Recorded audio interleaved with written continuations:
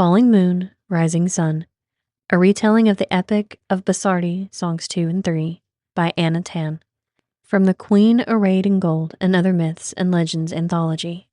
Now in times past, when Indarapura was a mighty kingdom, the Almighty often sent dreams and visions to his faithful ones to prepare them for difficult times ahead.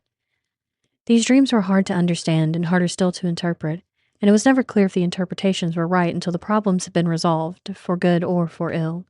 So it was that Sultan Jawan Medindra jerked awake in the middle of the night after one such dream. He lay in bed, chest heaving, as he waited for his racing heart to calm. Lying beside him, Lila Sari was illuminated by the soft moonlight, giving her an ethereal glow. He drank in the sight of her with relief. She was safe beside him, and that was all he could ask for. In his dream, or nightmare, the moon in all her glory had fallen to earth, and the world was bleak and dreary without it. He didn't know what the dream meant, if it was an omen, a portent of some kind, or merely a troubling dream, but it had returned to him several times now. He got out of bed and walked to the open window. Outside, the full moon glowed in the night sky, surrounded by a company of glittering stars.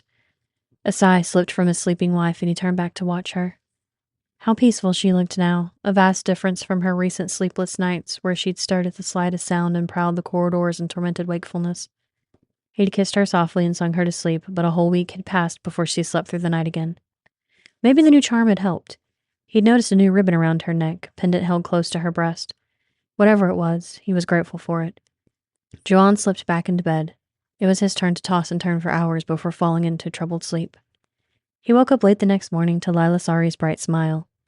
"Morning, Sayung. You're happy today," he said, returning the same smile. "I had the most restful of nights." She frowned at him. "You, on the other hand, look like you barely slept." Joanne shrugged.